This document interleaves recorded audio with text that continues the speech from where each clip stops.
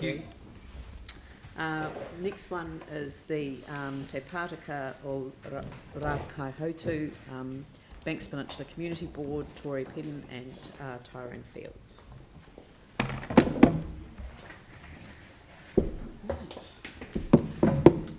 Te Maria, good morning everybody.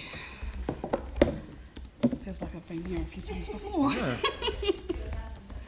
Oh, yeah, should do. Thank you once again for allowing us to present. It is great to see yet again Banks Peninsula residents have come out and given you feedback on this review. We as a board support the staff recommendations to keep Banks Peninsula in its entirety. This includes the 2 community board representatives for Akaroa. Why I mention this is because at one point there was the idea that the population is too small for 2 representatives. I think the point I'm trying to make is Banks Peninsula does not fit a population-based model. I have with me today the lovely presented elected members welcome pack to the Te Pātaka o Rakaihotu that was given to our elected members when they first joined our board. It is full of many statistics that are relevant as to why our representation should not change. A few key factors. Landmass is 70% of the council's area is on Banks Peninsula. 4 Papatipu Runanga have maraes on Banks Peninsula. 2 harbours with multiple marine structures and seawalls. Tourism has massive impacts on our communities. Rural roads, 90% of the council's rural roads, non-sealed, are on Banks Peninsula.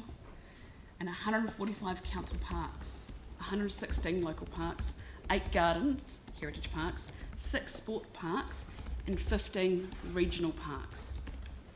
This is just a snapshot of the issues our community board deal with that are vast and varied, and our community is passionate about where they live and how they are represented.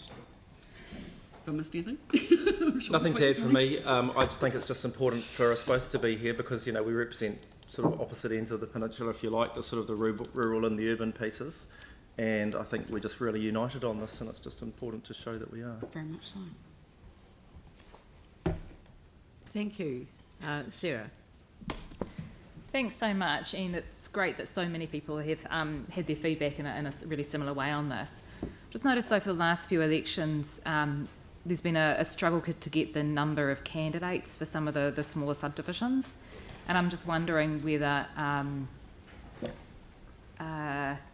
having to cajole people to stand, if you like, in a by-election is a worthwhile thing, or whether you think that the board could function with a lower number of people, because if someone has to be cajoled in, maybe they don't have the time and the energy and stuff anyway.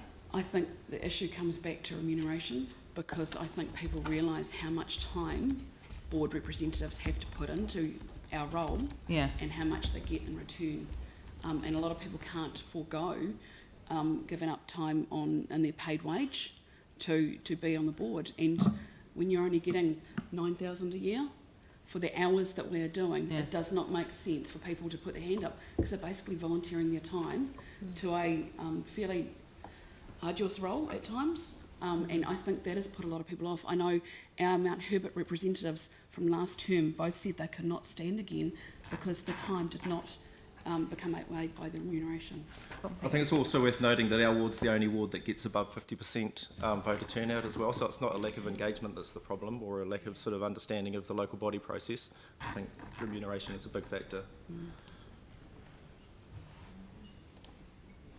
I think we're dealing with the Remuneration Authority directly, I think, separately on that matter, but it is extremely challenging, but it's one of the consequences of the separation. I agree with you that it's the primary motivator for the numbers not willing to stand. Andrew. Thank you, and thank you for the submission and for presenting it today.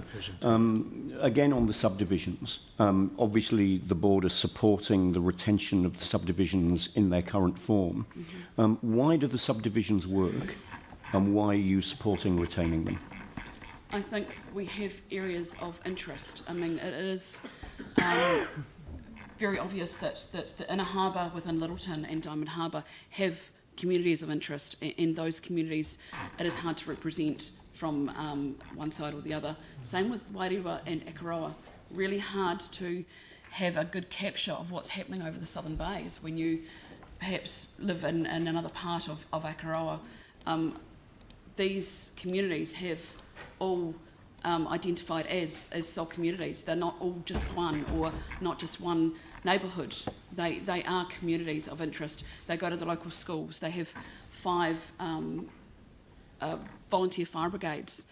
I mean, these areas are on standalone, and so if we had less representation of those areas, it'd be far harder for anyone to actually get a good picture of what's going on.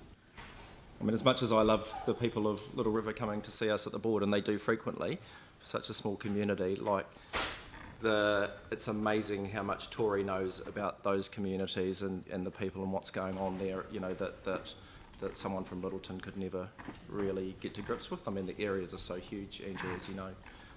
So, you know, there's a lot of physical challenges in reaching all of those communities. Any other questions? Okay, thank you very much. And as you know, there have been a significant number of submissions come in from Banks Peninsula. And I did speak to John earlier, and this document is available for, it's only 13, 14 pages, but it does have some really interesting statistics that councillors may want to reference to. That's lovely. Thanks, Tori. Thank you. Mike Mora, Waipuna Hallswell, Hornby, Riccarton Community Board.